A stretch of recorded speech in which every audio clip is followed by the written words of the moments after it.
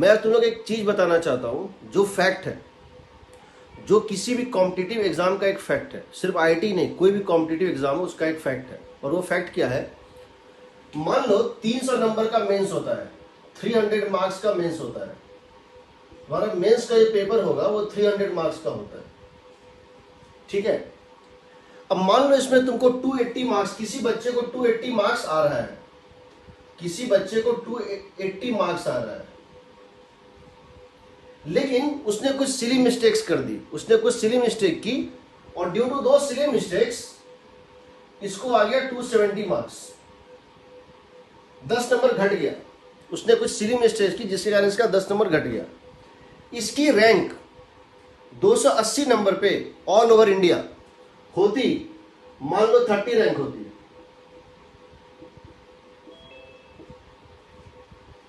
या शायद 20 रैंक होती, depending on question of difficulty level क्या था। 20 रैंक इसकी होती। जब 270 पे जाएगा ना, ये पाएगा कि इसकी रैंक है, इसकी रैंक है 32 रैंक या 35 रैंक है।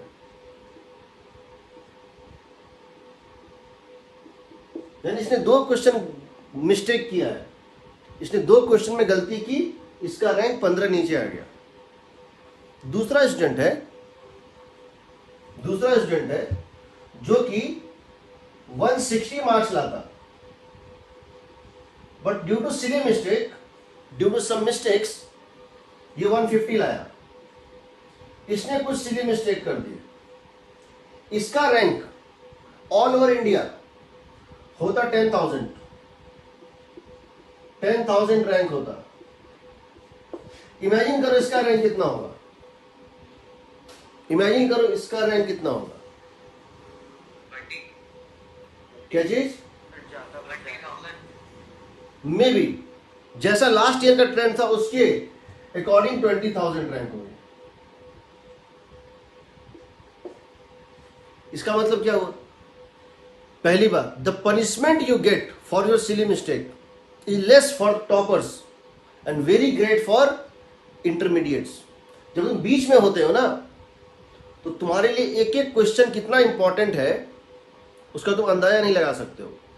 क्योंकि आईटी मेंस में क्वेश्चन 1 नंबर और 2 नंबर से नहीं घटता है, कम से कम 4 नंबर या 5 नंबर घटता है। क्योंकि एक क्वेश्चन सही करोगे तो 4 नंबर मिलेगा, गलत हुआ तो -1 मिलता है, ठीक है। तो 1-2 नंबर का फर्क नहीं आता है। जैसे 300 के बाद देखोगे दूसरा नंबर जो पॉसिबल है, 300 अगर मैक्सिमम पॉसिबल है तो उसके सेकंड पॉसिबिलिटी सिर्फ है 296, 299 और 298 नहीं आ सकता। तो बहुत बड़ा बड़ा जंप आता है, इसमें 20,000 रैंक आते हैं। और अगर इस बच्चे ने एक और सिली मिस्टेक कर दिया 10 मार्क्स का, 140 मार्क्स, तो रैंक होती है 80,000। मैं तुम्हें ये बताने की कोशिश कर रहा हूं, तुम्हारे लिए एक एक नंबर इंपॉर्टेंट है। Every single marks, every single question, every question topic of the syllabus matters. Syllabus का एक एक टॉपिक मैटर करता है। तुमसे कोई भी क्वेश्चन तभी नहीं बनेगा जब तुमने उसके बारे में कुछ नहीं पढ़ा है, इसको ध्यान रखना। दूसरी बात इसको ध्यान रखना कि जब तुम्हारा मार्क्स बढ़ता है तो तुम्हारा रैंक का क्राउड यहां पर मैक्सिमम होता है, इस पॉइंट पे क्राउड मैक्सिमम होता है।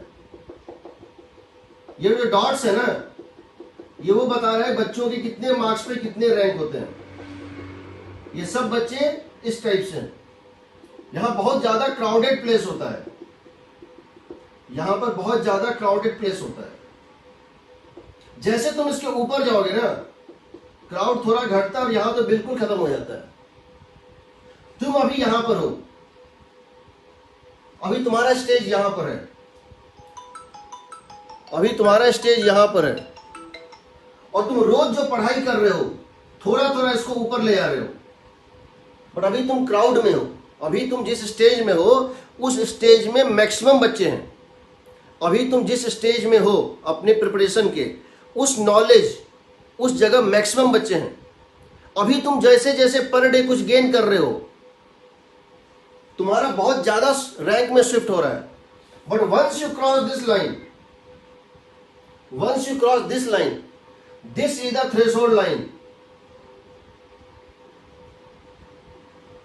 जैसे तुम इस लाइन को क्रॉस करोगे, तुम फियर्स कंपटीशन से बाहर निकल के टॉप कंपटीशन में पहुंच जाओगे। यहां के ऊपर कंपटीशन उतना ज्यादा नहीं है, यहां बहुत ज्यादा कंपटीशन होता है। यहीं पे बच्चे नीचे भी गिरते हैं और यहीं बच्चे थोड़ा नीचे भी ऊपर भी जाते हैं। ये सारा रैंक कौन सा है? ये सारा रैंक है, मैं अगर परसेंटाइल में बात करूं, 97 to 99 परसेंटाइल की है। ये जो रेंज है ये 97 to 99 परसेंटाइल है। 97 परसेंटाइल के नीचे कुछ नहीं मिलता है। 97 परसेंटाइल के नीचे कहीं कोई कॉलेज नहीं मिलता है, ना आईटी मिलता है, ना एनआईटी मिलता है, कुछ नहीं मिलता है। 97 परसेंटाइल के नीचे तो कुछ नहीं मिलेगा, 97 के ऊपर ही कुछ मिलता है। 99 क्रॉस होने के बाद कंपटीशन घटता है और 99.9 के बाद बहुत दूर दूर कंपटीशन होता है। यानी जो बच्चा टॉप कर रहा है और जो सेकंड टॉपर है उसमें बहुत बड़ा डिफरेंस होता है। जो बच्चा फर्स्ट कर रहा है और जो सेकंड कर रहा है उसके बीच में मार्क्स का गैप, सेकंड और थर्ड के बीच में मार्क्स गैप उससे कम होता है, थर्ड और फोर्थ का उससे कम होता है। उसके बाद तो क्राउड होता है। तुमको कैसे भी इस क्राउड को क्रॉस करना होगा। जब तक तुम इस क्राउड को क्रॉस नहीं करोगे तुम सेफ नहीं रहोगे। इसीलिए मेरा एक चीज को ध्यान रखना, कभी किसी टॉपिक को, चाहे छोटा से छोटा टॉपिक हो, कॉर्नर पे लिखा हो, उसको कम इंपॉर्टेंस मत देना। At the end of the day हमको ये इंश्योर करना है कि सिलेबस का एक भी टॉपिक ऐसा नहीं होना चाहिए जो तुम्हारा कमजोर हो, जो तुम्हारा देखा हुआ ना हो। चाहे ट्रांजिस्टर का बेस एमीटर जंक्शन आइडेंटिफाई करना हो यूजिंग मल्टीमीटर जो सिलेबस में लिखा हुआ है, चाहे वो एक ऑप्टिकल बेंच का यूज करके यूवी मेथड से फोकल लेंथ निकालना हो, चाहे वो सीएस एपरेटस का यूज करके यंग्स मॉडुलस निकालना हो, जो भी चीज सिलेबस में लिखा है, एक भी topic at the end before giving your paper, real paper, कुछ छूटना नहीं चाहिए। दूसरी बात जो मैं बताना चाह रहा हूं वो ये है कि एग्जाम की प्रिपरेशन के 3 तरीके होते हैं, 3 उसके स्टेप्स होते हैं या 3 उसके फैक्टर्स होते हैं, समझ लेना। पहला होता है सिलेबस कंप्लीशन।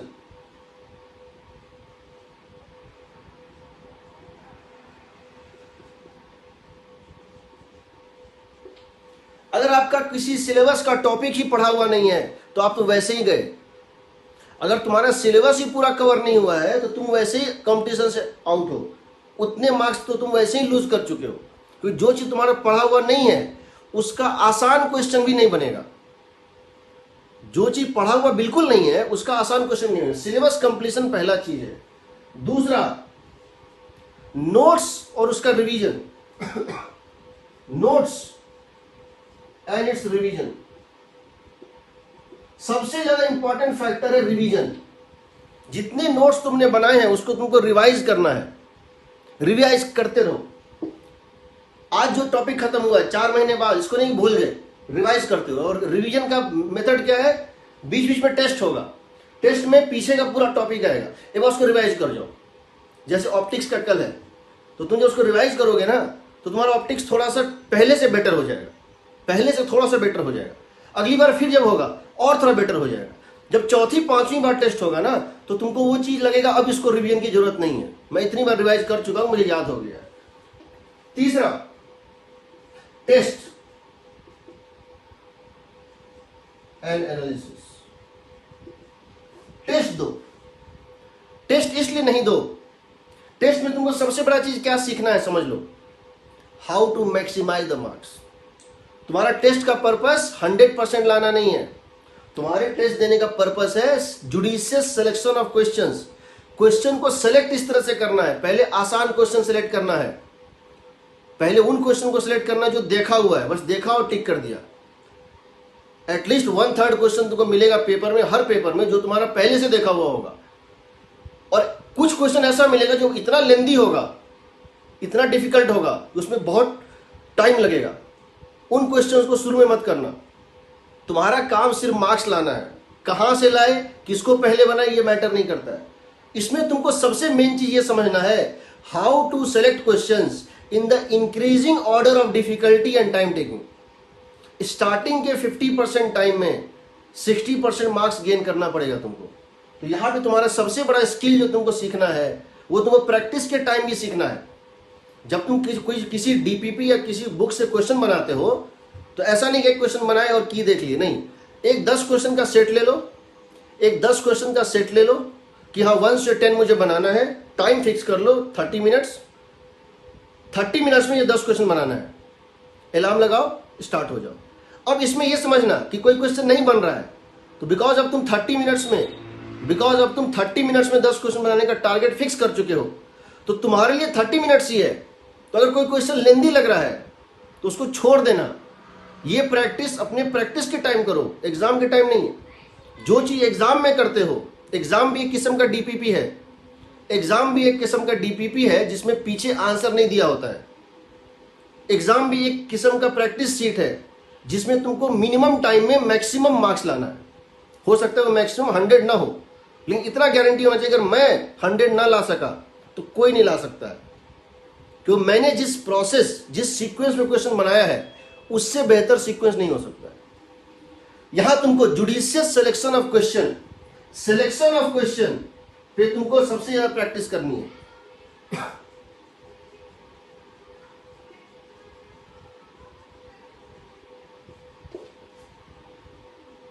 नोट्स वाली कॉपी जो होती है अच्छे से मेंटेन करना।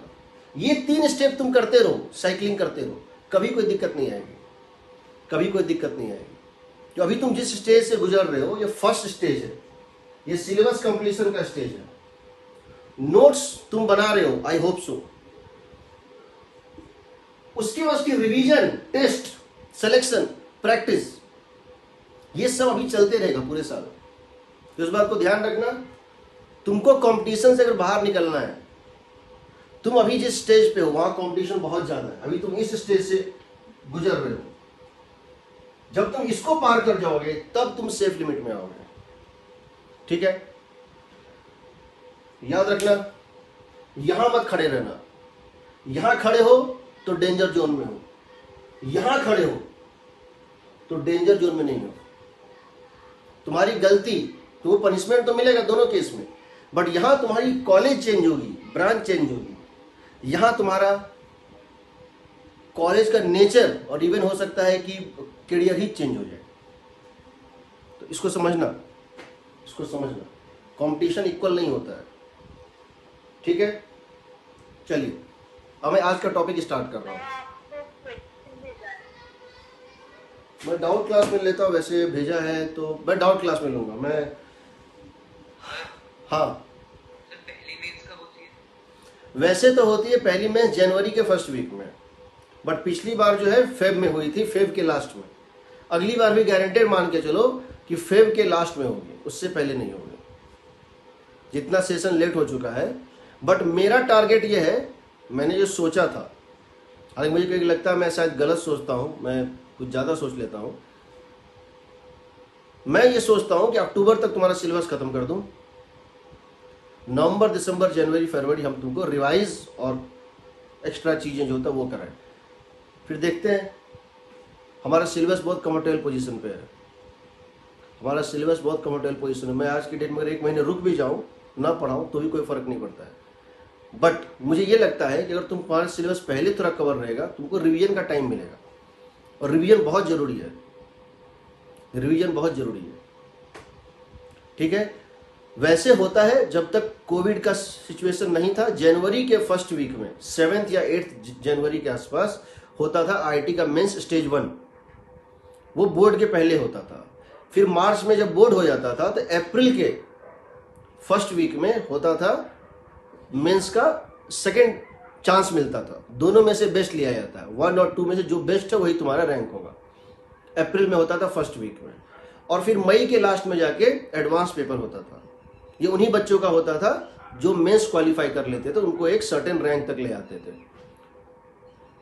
अब थोड़ा हर चीज एक्सटेंड कर गया है, क्योंकि अभी तक कोरोना के कारण इफेक्ट हो रहा है, तो मैं एंटिसिपेट कर रहा हूं अगले साल का मेंस भी फेब के लास्ट में होगा। ठीक है, बट एक और चेंज है। पिछले साल गवर्नमेंट ने क्या किया था कि सीबीएसई ने 30% सिलेबस घटा दिया था। इस बार गवर्नमेंट ने वापस उन सिलेबस को रिस्टोर कर दिया था। ये बात फेब की है। अब चूंकि कोरोना आ गया तो हो सकता है फिर से घटा दें, बट अभी के टाइम में जो है उन्होंने घटाया नहीं है। हालांकि मेंस ने कभी नहीं घटाया, मेंस ने कभी नहीं घटाया। ठीक है, ठीक है। चलिए, एक एक नंबर का इंपॉर्टेंस है। Don't take things lightly. मेरा ये कहना है कि चीजों को लाइटली मत लेना, किसी चीज को कैजुअली मत लेना। ये मत समझना कि रोटेशन बहुत बड़ा, बहुत इंपॉर्टेंट टॉपिक है और कम्युनिकेशन सिस्टम बहुत फालतू टॉपिक है। ये मत समझना फिजिक्स बहुत बड़ा टॉपिक है, केमिस्ट्री बहुत टुच्चा टॉपिक है। ये मत समझना कि केमिस्ट्री में आयनिक इक्विलिब्रियम जो बहुत तगड़ा टॉपिक है और सरफेस केमिस्ट्री का क्या औकात है, वो तो वैसे ही होता है, डिटर्जेंट होता है। ऐसा मत समझना। नंबर सब में होता है और नंबर सब में नंबर ही होता है। ठीक है। सो आज हम जो तुम्हें बताने जा रहे हैं वो है relation between field and potential. Relation between field and potential, समझना है इसको। Relation between field E and potential we.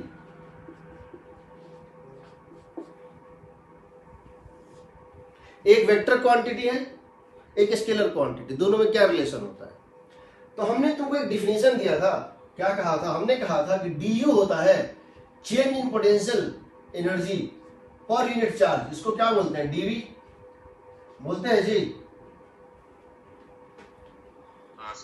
हमने पोटेंशियल का चेंज को डिफाइन किया था, change in potential energy per unit charge. जब किसी चार्ज को मूव करते हैं तो पोटेंशियल एनर्जी चेंज करता है। क्या हम du को लिख सकते हैं माइनस dw इलेक्ट्रोस्टैटिक फोर्स? ये इसका डिफिनेशन था, बताए थे। चेंज इन पोटेंशियल एनर्जी या किसी भी फोर्स का, किसी भी कंजर्वेटिव फोर्स का पोटेंशियल एनर्जी का चेंज क्या है, क्या होता है? उस फोर्स का work done divided by negative work done by that force, that conservative force divided by the charge. इसको हम क्या लिख सकते हैं? इसको लिख सकते हैं माइनस ऑफ व्हाट इज। अब मतलब ये बताओ, मान लो किसी पॉइंट पर फील्ड की वैल्यू ई है। मान लेते हैं किसी पॉइंट पर फील्ड की वैल्यू ई है। मान लेते हैं किसी पॉइंट पर फील्ड की वैल्यू ई है और ये पार्टिकल यहां से मूव करता है dr वेक्टर, इसकी डिस्प्लेसमेंट है dr वेक्टर। तो क्या हम वर्क डन बाय, तो यहां फोर्स क्या था बताओ? यहां फोर्स कितना था? QE। इलेक्ट्रोस्टैटिक फोर्स कितना? अगर किसी चार्ज को हम ऐसे पॉइंट पे रखे हैं जहां इलेक्ट्रोस्टैटिक फील्ड ई था, तो इलेक्ट्रोस्टैटिक फोर्स कितना होगा बताओ? होगा QE। उस चार्ज के ऊपर इलेक्ट्रोस्टैटिक फोर्स QE। तो इसको क्या लिख सकते हैं? इसको dw इलेक्ट्रोस्टैटिक को क्या लिख सकते हैं? F electrostatic dot dr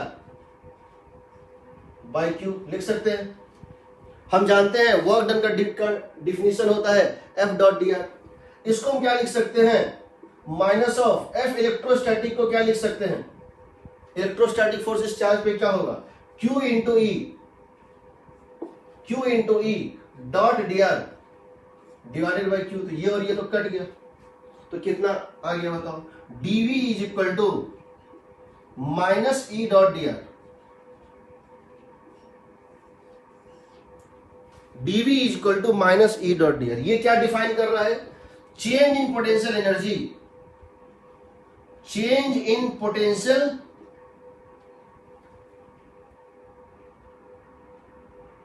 energy when during a displacement, during a displacement dr in an electric field E। सही है। किसी इलेक्ट्रिक फील्ड E में अगर आप dr डिस्प्लेसमेंट जाएंगे तो ये उसका चेंज इन पोटेंशियल होगा।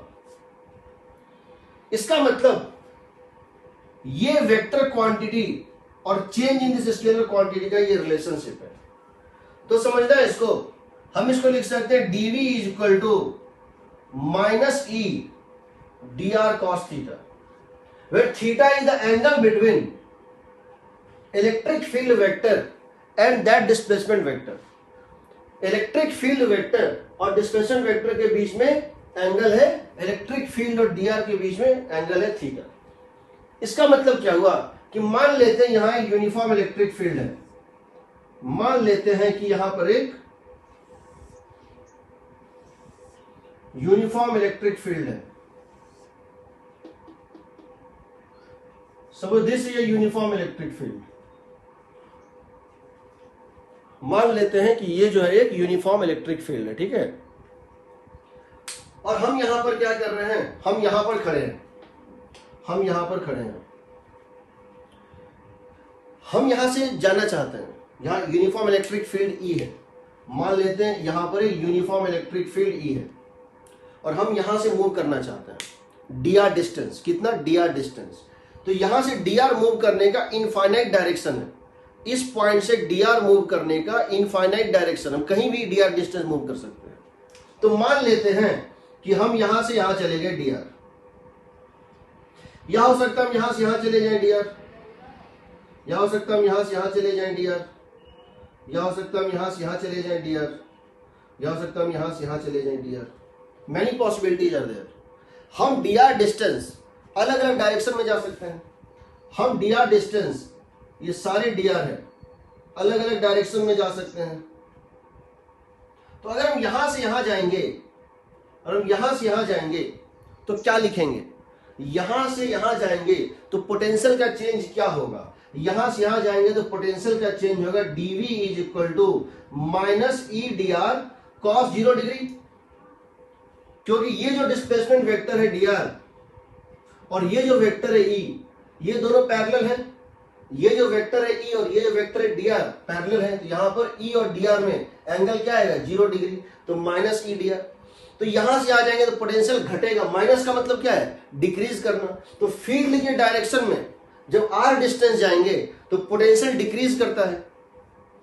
अगर हम इस डायरेक्शन में जाएंगे पीछे के तरफ तो क्या लिखेंगे, तो बताओ फील्ड वेक्टर राइट वर्ड और डिस्प्लेसमेंट लेफ्ट वर्ड, दोनों वेक्टर में एंगल कितना है, 180 डिग्री। फील्ड वेक्टर है ये राइट वर्ड और डिस्प्लेसमेंट है लेफ्ट वर्ड, एंगल है 180 डिग्री। तो जब यहाँ cos 180 देंगे तो यहाँ कितना आएगा, dv कितना आएगा बताओ, प्लस ई डी आर। इसका मतलब क्या हुआ, फील्ड के अपोजिट डायरेक्शन में पोटेंशियल बढ़ता है और फील्ड के डायरेक्शन में पोटेंशियल घटता है। अगर हम इस डायरेक्शन में जाएंगे, अगर हम इस डायरेक्शन में जाएंगे, यहां से लेकर के ए से लेकर के और बी तक जाएंगे परपेंडिकुलर टू द फील्ड, तो यहां एंगल कितना होगा, 90 डिग्री। सो cos 90 0। तो इस केस में dv कितना आएगा, 0। यानी कि perpendicular to the field there is no change, perpendicular to the field lines there is no change in potential. जो पोटेंशियल यहां होगा वही यहां होगा, क्योंकि चेंज इन पोटेंशियल 0 है। इसको क्या बोलेंगे, इक्विपोटेंशियल सरफेस। तो हम यहां तीन चीजें लिख सकते हैं, क्या क्या, पहला along the field, along the field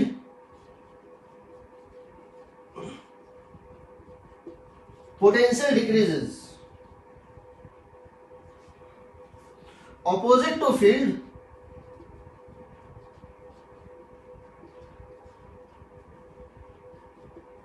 potential increases, normal to field potential remains constant।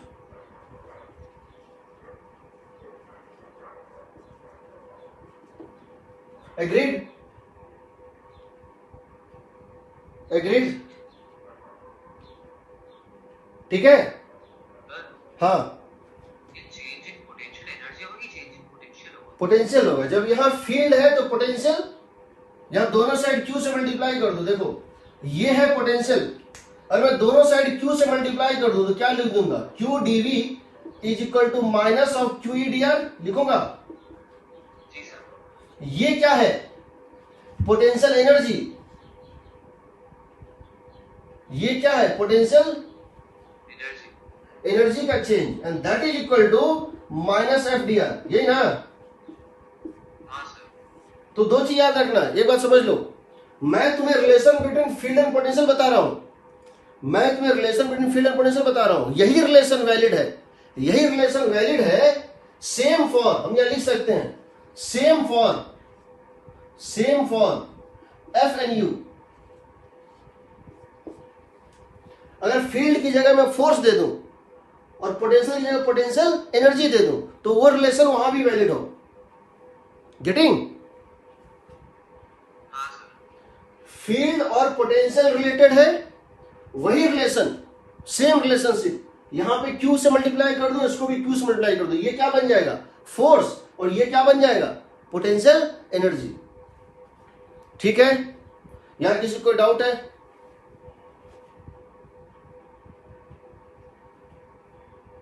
इसको याद रखना, जितना मैं पोटेंशियल निकालूंगा इसी से निकालूंगा।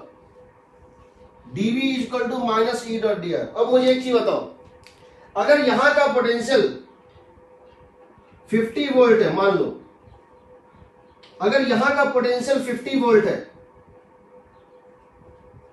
तो क्या इस पूरे सरफेस पे 50 वोल्ट ही होगा? होगा? अगर यहां का पोटेंशियल 50 वोल्ट है तो पूरे सरफेस में 50 वोल्ट ही होगा। अब बताओ, यहां पे मैं फिर से एक लाइन ले रहा हूं, यहां का पोटेंशियल क्या पॉसिबल है? 40 वोल्ट या 60 वोल्ट? 40 वोल्ट या 60 वोल्ट? 40। जो तुम फील्ड के डायरेक्शन में जाओगे ना तो पोटेंशियल घटेगा। यहां का कितना लिखोगे? 40 वोल्ट लिखोगे? 50 से कम होगा, एग्जांपल ले रहा हूं, 40 वोल्ट। और यहां का पोटेंशियल क्या होगा बताओ? 52 वोल्ट या 48 वोल्ट? 52 वोल्ट होगा। ये पूरा इक्विपोटेंशियल है, ये पूरा इक्विपोटेंशियल है, ये पूरा इक्विपोटेंशियल है, बट इसका पोटेंशियल है V1, इस पूरे का पोटेंशियल है V2, इस पूरे का पोटेंशियल है V3। फील्ड के डायरेक्शन में पोटेंशियल घटता है, याद रखना, फील्ड के डायरेक्शन में पोटेंशियल घटता है। पहले इसको लिखो, उसके बाद बताता हूं। ये सबसे हमारा कंसेप्चुअल टॉपिक है।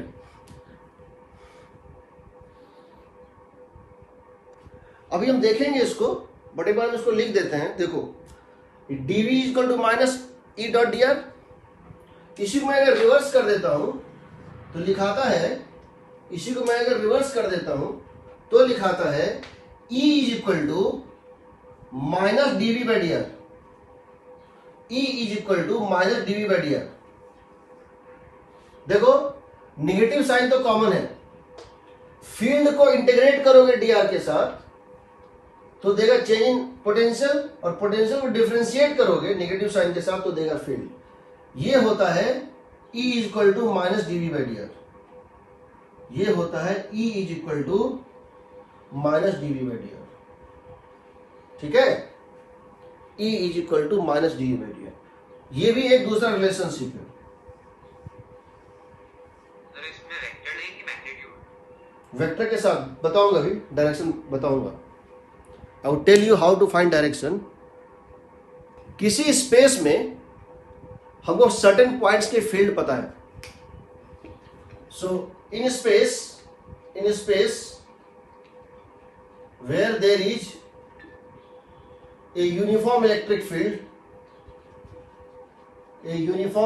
field, certain points are known,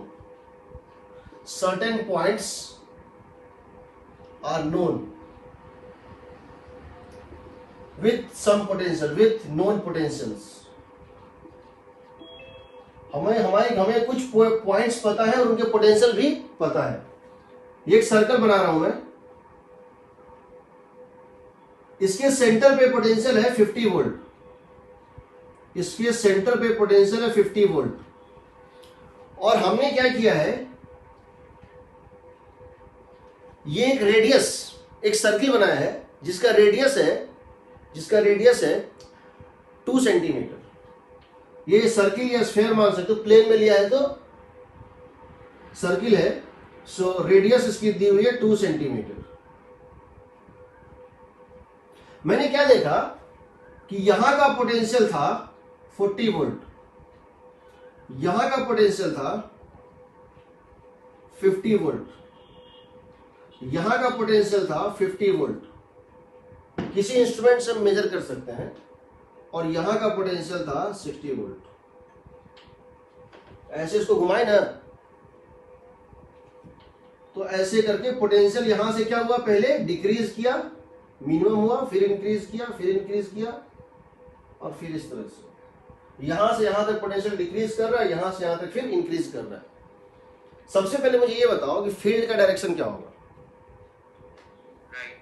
right, right.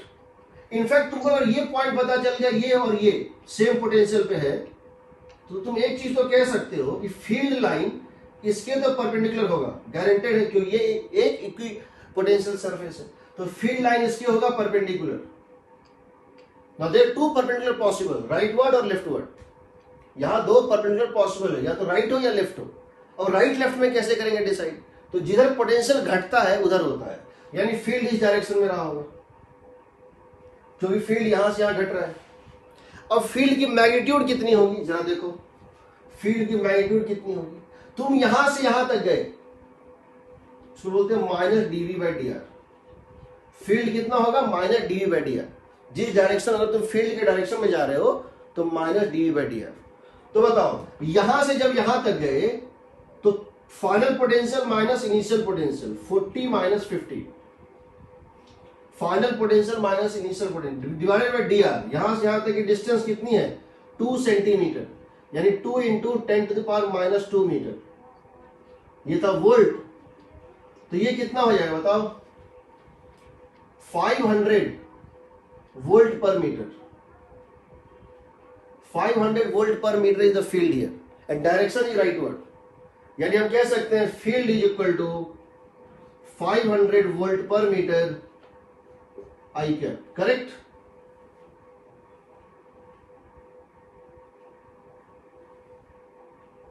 सबसे पहले हमने देखा ये इक्विप जो है पोटेंशियल है, इस पूरे पे पोटेंशियल सेम है, तो फील्ड इसके परपेंडिकुलर होगा। ये तो गारंटेड है कि फील्ड इसके परपेंडिकुलर होगा। अब राइट होगा कि लेफ्ट होगा, तो हम देखते हैं जिस डायरेक्शन में पोटेंशियल घट रहा था तो पोटेंशियल इधर घट रहा था।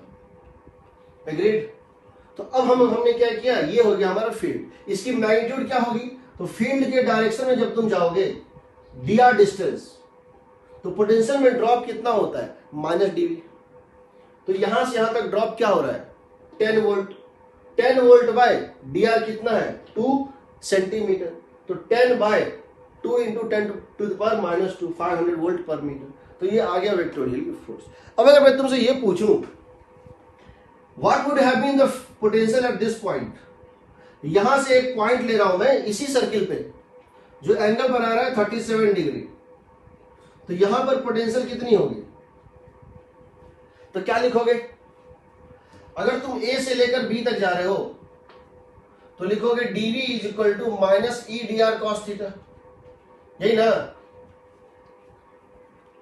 जब तुम ए से बी तक जाओगे, डीवी मतलब क्या है? Final potential minus initial potential. सही। तो जब तुम ए से बी तक जाओगे तो डीवी का मतलब क्या है? चेंज का मतलब क्या है? Final minus initial, that is equal to minus E. E तुम्हारा निकल चुका है 500। डी आर कितना है? ये डिस्टेंस कितना है जी? 2 सेंटीमीटर। 2 सेंटीमीटर ई डी आर। और इस फील्ड वेक्टर और इस डिस्प्लेसमेंट वेक्टर में एंगल कितना है? cos 37 degree. देखो घटेगा तो जरूर। क्यों घटेगा? क्योंकि इस डिस्प्लेसमेंट का एक कंपोनेंट फील्ड के परपेंडिकुलर है, ये तो मैटर नहीं करता है, बट इस डिस्प्लेसमेंट का एक कंपोनेंट, दूसरा कंपोनेंट फील्ड के डायरेक्शन में, उसके कारण पोटेंशियल घटना चाहिए। तो cos 37 डिग्री, cos 37 कितना होता है? 4/5। तो देखो ये और ये तो कट गया, 10 टू पावर माइनस 2 और ये 100 तो कट गया। ये कितना हो जाएगा? ये -5 और ये तो कट गया, कितना हो जाएगा? -8 वोल्ट। तो यहां से जब यहां जाओगे पोटेंशियल में ड्रॉप कितने का होगा? 8 वोल्ट का। तो 50 में से, अब तुमको यहां पर पता है VA क्या दिया हुआ है, VB नहीं पता है, VA पता है 50 वोल्ट, तो VB कितना आ जाएगा? 42 वोल्ट आएगा ना?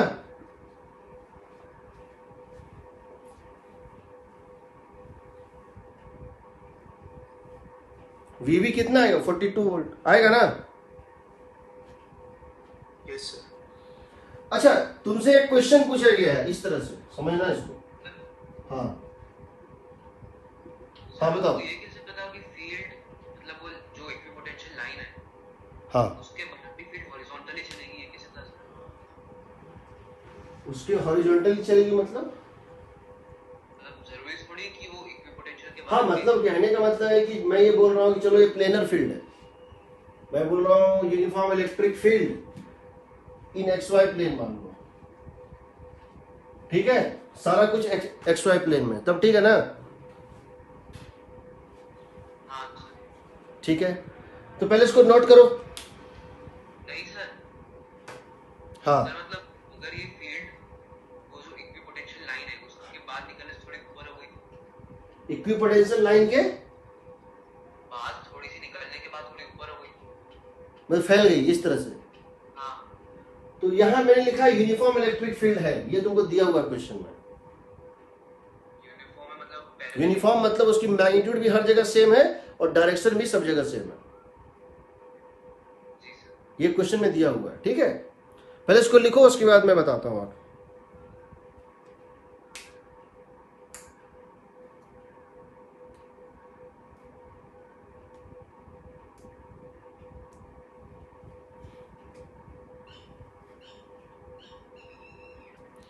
मान लेते हैं स्पेस के किसी पॉइंट पे यूनिफॉर्म इलेक्ट्रिक फील्ड है।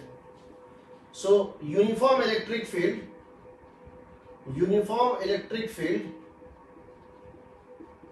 एग्जिस्ट इन स्पेस, मान लो ये यूनिफॉर्म इलेक्ट्रिक फील्ड है, हमको पता नहीं इसका मैग्नीट्यूड क्या है और डायरेक्शन क्या है, कुछ नहीं पता है, बस ये पता है कि हम यहां से चले और यहां पहुंचे। जब हम यहां से यहां चले तो हमने क्या पाया कि यहां की पोटेंशियल थी 50 वोल्ट और यहां की पोटेंशियल है, इस पॉइंट का पोटेंशियल पता है पॉइंट ए का, और पॉइंट बी का पोटेंशियल भी पता है। मान लो this potential is suppose 40 volt and this distance is suppose 5 centimetre. Question is what can you tell about the magnitude of the field? तुम मैग्नीट्यूड ऑफ फील्ड के बारे में क्या बता सकते हो? What is the magnitude of the field? What can you tell, what can be concluded about the magnitude of the field? हमको direction नहीं पता है, मैग्नीट्यूड भी नहीं पता है, हम मैग्नीट्यूड में क्या बोल सकते हैं? सर एक रेंज दे सकेंगे। क्या रेंज होगा? यहां से यहां गए, हमको डीवी पता है, डीवी इज -10। हम यहां से यहां गए तो चेंज इन पोटेंशियल पता है -10, डिस्प्लेसमेंट पता है 5 इंटू 10⁻² मीटर। इसीलिए dv by D R minus D by D R पता है, and that is equal to 10/5 into 10⁻², and that is equal to 200 volt per metre. क्या इसको हम लिख सकते हैं this is E cos theta? If field is making, हम नहीं जानते फील्ड का डायरेक्शन क्या है, हम नहीं जानते फील्ड का डायरेक्शन क्या है, लेकिन अगर फील्ड एंगल कितना बना रहा है? थीटा, इस डायरेक्शन के साथ। अगर इस डायरेक्शन के साथ फील्ड, लेट अस सपोज कोई एंगल 0 से 180 के बीच में, कुछ भी पॉसिबल है, अगर फील्ड, जो भी फील्ड है यहां पे, वो इस डायरेक्शन के साथ अगर थीटा बना रहा है, तो क्या this DV by D R is the component of field in the direction of this displacement? Because हम लोगों ने देखा था dv is equal to minus e dr cos theta। याद रखना, ये मैग्नीट्यूड ऑफ फील्ड है, ये मैग्नीट्यूड ऑफ डिस्प्लेसमेंट है और ये थीटा है। यानी कहने का मतलब था कि अगर हम फील्ड के डायरेक्शन के साथ dr डिस्टेंस जा रहे हैं, अगर फील्ड के डायरेक्शन, ये मान लो dr डिस्टेंस है और ये मान लो फील्ड है, then what is e cos theta? What is e cos theta? क्या e cos theta, क्या ये e cos theta जो है ये है component of field in the direction of displacement. क्या dv बाई डी आर या minus dv by D are क्या ई कॉस थीटा होता है? यह है total drop in potential, change in potential bye total distance, ये ई कॉस थीटा होता है। क्योंकि डिफरेंट डायरेक्शन में जब डी आर लेंगे तो डीवी भी मिलेगा डिफरेंट। तो क्या हम कह सकते हैं, the total change in potential divided by total distance travelled is equal to the component of field in that direction.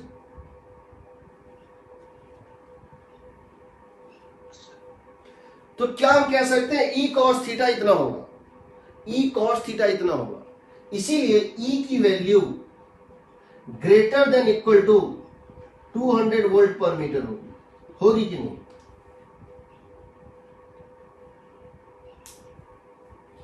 क्योंकि इसकी वैल्यू 0 से 1 के बीच में मैग्नीट्यूड वाइज लाई जो है करेगी, 0 से 1। अगर इसकी वैल्यू 1 होगी, यानी हम ई को क्या लिख सकते हैं, ई को लिख सकते हैं हम 200 volt per metre divided by cos theta. हम थीटा नहीं जानते हैं,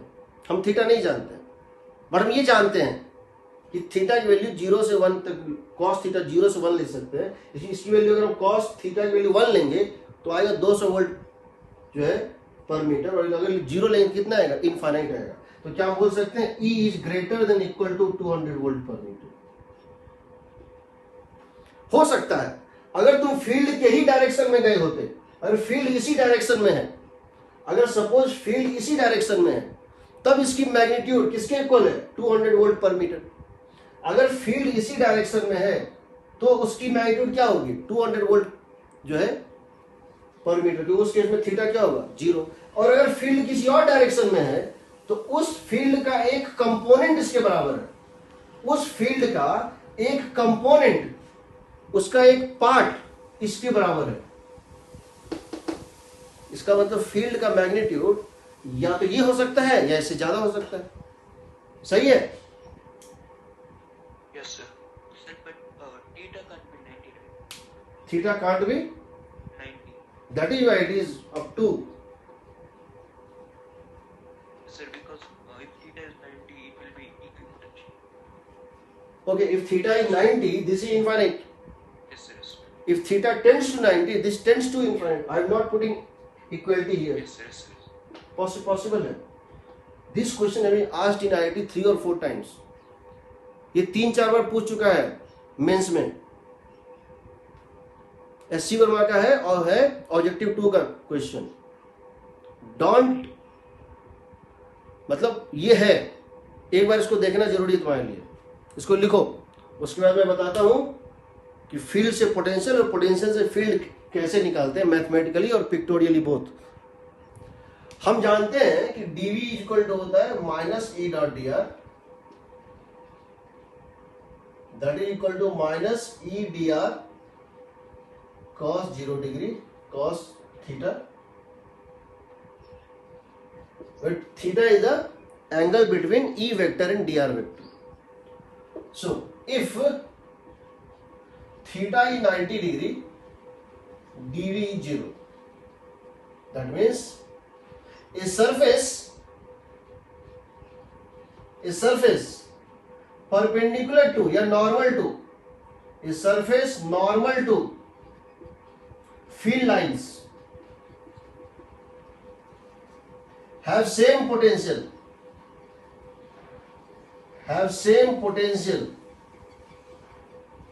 everywhere and is called equipotential surface.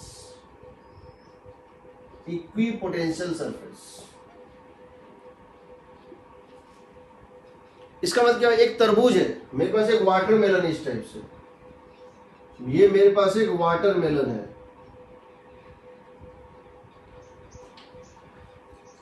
अभी है नहीं तो दिखा देता हूं। इस पे आपने एक पिन लिया और इस पिन को यहां पे आपने इस नेल को यहां पंच कर दिया, एक नेल को यहां पंच कर दिया, एक को यहां पंच कर दिया, एक को यहां पंच कर दिया, एक को यहां पंच कर दिया,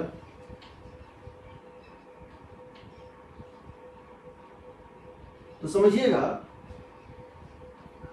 सब नंबर जो है रेस्पेक्टिव पॉइंट्स पे 90 डिग्री पे है। This watermelon surface behaves as equipotential surface. Watermelon surface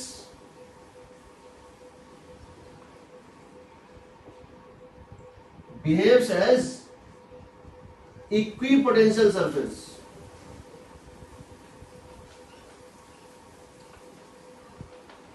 And these nails behave as field lines.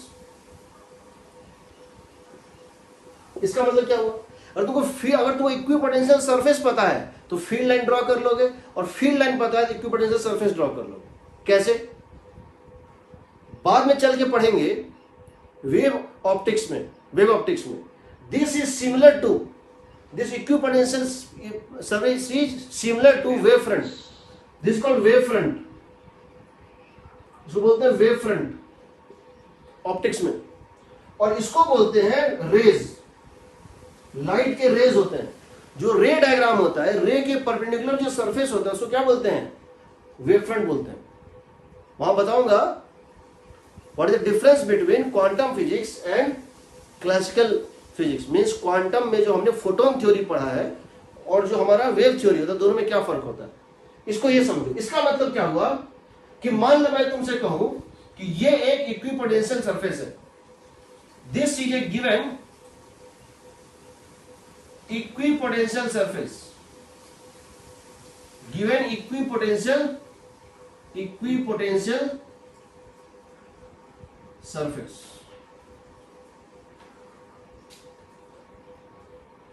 ये एक इक्विपोटेंशियल सरफेस, इस पूरे का पोटेंशियल 10 वोल्ट है। इस पूरे सरफेस का पोटेंशियल कितना है? 10 वोल्ट है। ठीक, आपको यहां फील्ड लाइन ड्रॉ करना है। Draw the field lines. तो क्या करोगे?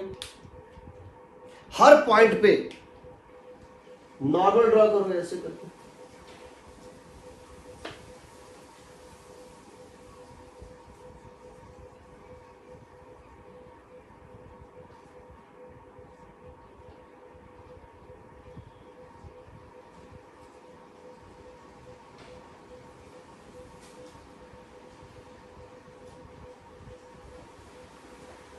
These are field lines. Agreed? Yes, sir. Reverse. The same question came in 2020 advance. हर साल आता है, मैं बता रहा हूं ना। जो बोर्ड पे लिख दिया, मुझे याद नहीं कब क्या आया है, but I can tell you one thing, I am not teaching as per the past papers. I am teaching, it comes in the all papers, उससे ज्यादा नहीं आता है। मैंने जो क्वेश्चन लास्ट ईयर अपने ड्रॉपर बैच, अभी ड्रॉपर बैच है, वेव ऑप्टिक्स का जो क्वेश्चन, वेव फ्रंट का क्वेश्चन क्लास में कराया था, वेव फ्रंट के शेप को लेकर। मैंने कहा था कि बुक्स में वेव फ्रंट के बारे में बहुत ज्यादा कुछ नहीं दिया है। How the shape of the wavefront changes, curvature changes, it opens closes, सब बताया था। Same question as it is advance में आया था लास्ट ईयर। Yes, तो sir. अब मैं जो बता रहा हूं, अगर इसका रिवर्स दिया है कि फील्ड डायग्राम दिया है, फील्ड दिया है, फील्ड लाइंस दिया है, तुमसे कहा गया है इक्विपोटेंशियल सरफेस ड्रॉ करो, तो क्या होगा? देखो, second I am taking reverse for that. तुमको मैं एक फील्ड लाइन दे रहा हूं इस टाइप से। किस टाइप से? इस टाइप से।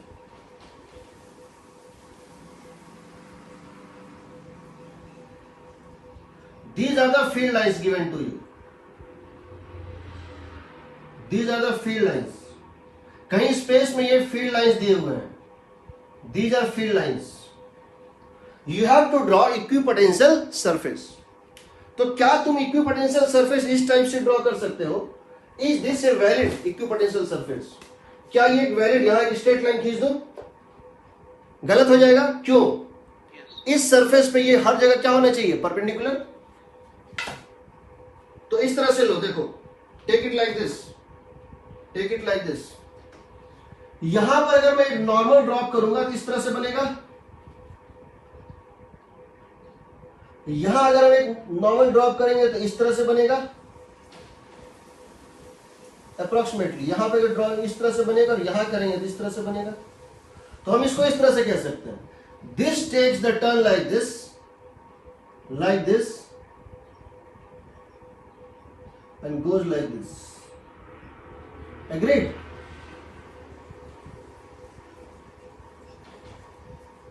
सही है?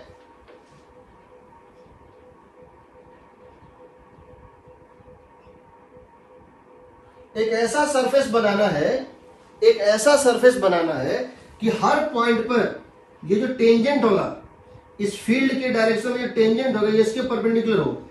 ये कुछ ऐसा कर्व बनेगा जी।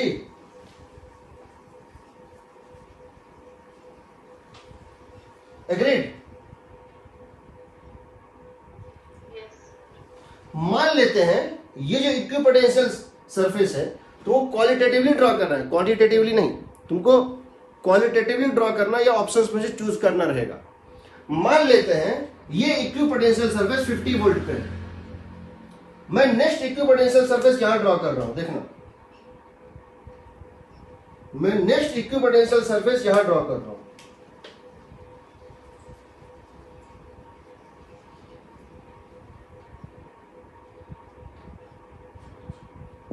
मान लो ये 40, ये मान लो 45 वोल्ट पे है। एग्रीड? ये 50 वोल्ट पे था तो ये क्या होगा, 50 से कम ना? क्यों होगा 50 से कम? क्यों होगा बताओ? Because we are moved in the direction of field. अब बताओ, अब मुझे थर्ड ड्रॉ करना है। 40 वोल्ट का। तो जितना इसमें गैप है उतना ही गैप दो, उससे ज्यादा गैप दो। अगर मुझे नेक्स्ट ड्रॉप करना है 40 वोल्ट का, यहां से यहां पे ड्रॉप कितना हुआ, 5 वोल्ट। अब यहां से यहां मुझे 5 वोल्ट का फिर से ड्रॉप चाहिए, तो ये जो गैप है उससे ज्यादा गैप दूं कि कम गैप दूं? ज्यादा गैप दूं। क्यों?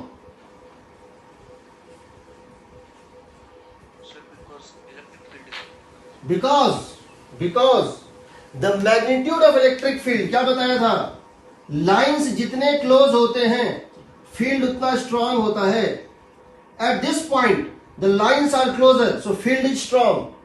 Here the lines are bit farther, so field is weaker. Here still weaker. तो क्या देख रहे हो, जैसे जैसे फील्ड डिक्रीज करेगा, जैसे जैसे फील्ड कम होगा, सेम पोटेंशियल डिफरेंस के लिए अगर तुमको ये सेम चाहिए, समझो dv is equal to minus E D R मान लो cos 0, हम फील्ड के डायरेक्शन में ही जा रहे हैं। जब ये अगर तुमको सेम चाहिए, समझो अगर पोटेंशियल ड्रॉप सेम चाहिए, तो अगर इसको यहां माइनस डाल दो, अगर पोटेंशियल ड्रॉप सेम चाहिए तो अगर फील्ड कमजोर है, फील्ड अगर वीक है, तो dr को क्या करोगे, मोर करोगे।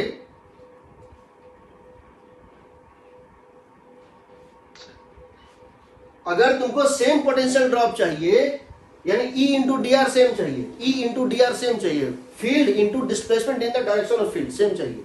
तो जब फील्ड कमजोर पड़ेगा तो dr को क्या करोगे, बढ़ाओगे, और जब फील्ड स्ट्रांग होगा तो dr को घटाओगे। अगर सेम फील्ड चाहिए, अगर सेम पोटेंशियल चाहिए, तो अगर तुम सेम डिस्टेंस लोगे dr, और dr तुम सेम रखो, तो जहां फील्ड स्ट्रांग होगा वहां ड्रॉप ज्यादा होगा, और जहां फील्ड वीक होगा, अगर ये फैक्टर सेम है, dr सेम है, distances are same, then where field is strong drop is more, where field is weak drop is less. होगा कि नहीं?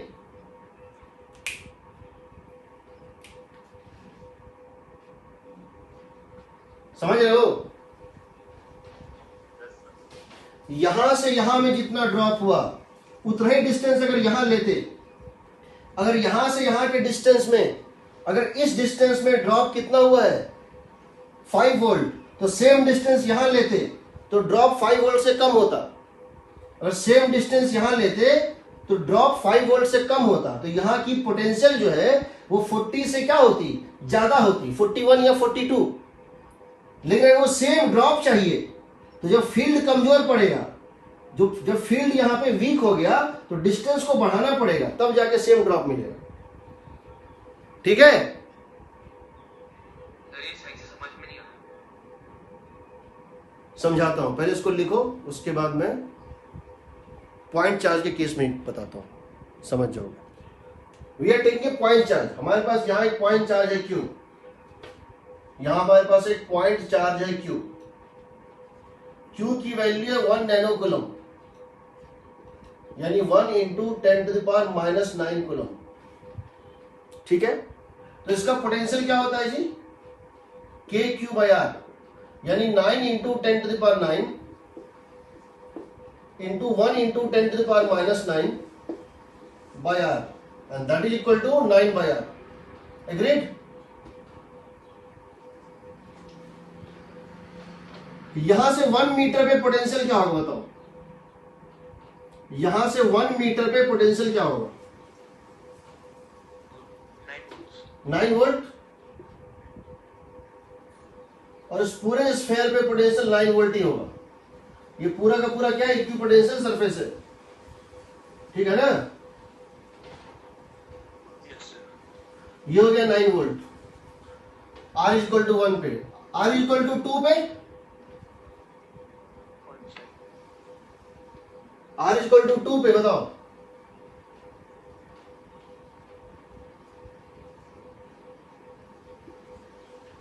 फोर 4.5 वोल्ट, कितना घट गया, यहां से यहां कितना डिक्रीज किया, 4.5, अगला 4.5 डिक्रीज करेगा तो क्या हो जाएगा, जीरो ना। जीरो कहां होता है, पोटेंशियल जीरो कहां होता है बताओ, इंफिनिटी पे ना। जब आर की वैल्यू इंफिनिटी होगी तब पोटेंशियल कितना होगा, जीरो होगा ना। जितना 1 मीटर से 2 मीटर में ड्रॉप हुआ है, जितना 1 मीटर से 2 मीटर में ड्रॉप हुआ है, वही ड्रॉप 2 और इंफिनिटी के बीच में हुआ है। समझो क्यों ऐसा हो रहा है, क्योंकि फील्ड का एक्सप्रेशन था के क्यू बाय आर स्क्वायर, याद है। जी सर। तो यहां पर फील्ड स्ट्रांग था, यहां पर फील्ड का मैग्नीट्यूड, फील्ड इस तरह से बनेगा, फील्ड लाइन इस तरह से बनेगा। These are the field lines perpendicular to, these are like rays, जैसे सन रेज निकलते हैं ना वैसा है।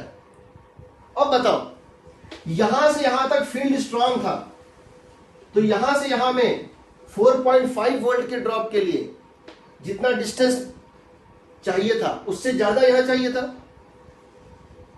हाँ सर। अच्छा, अब सोचो ये 9 वोल्ट है, मान लो ये 9 वोल्ट है, suppose this is 9 volt, this is suppose 8 volt. तो ये बताओ हमको फिर चाहिए 7 वोल्ट, तो गैप इस इतना ले कि इससे ज्यादा ले, 9 to 8 में गैप है मान लो डेल्टा आर, रेडियस का चेंज है डेल्टा आर, तो 8 से 7 वोल्ट में जो इक्विपोटेंशियल बनेगा उसमें जो गैप है वो डेल्टा आर से ज्यादा होगा कि कम होगा, ज्यादा होगा ना। तो ये बनेगा इस तरह से कहीं, this is 7 volt and this delta R dash is greater then delta R, होगा ना।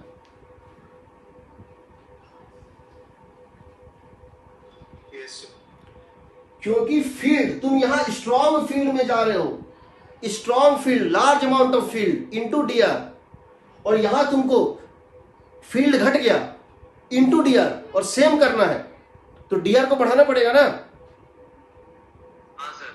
दूसरा तुम इसको इस तरह से भी समझ सकते हो, अगर मैं डेल्टा आर यहां से यहां गया तो 1 वोल्ट का ड्रॉप आया, अगर मैं डेल्टा आर ही यहां से यहां जाता, अगर मैं डेल्टा आर ही यहां से यहां जाता तो जो ड्रॉप मिलता वो 1 वोल्ट से कम मिलता। यहां से यहां जब स्ट्रॉन्ग फील्ड में मैं डेल्टा आर चला तो 1 वोल्ट का ड्रॉप हुआ, जब मैं वीक फील्ड में डेल्टा आर डिस्टेंस ही चलूंगा तो 1 से कम का ड्रॉप होगा, तो इसकी पोटेंशियल ग्रेटर देन 8 वोल्ट आएगी, सॉरी ग्रेटर देन 7 वोल्ट आएगी। सही है ना?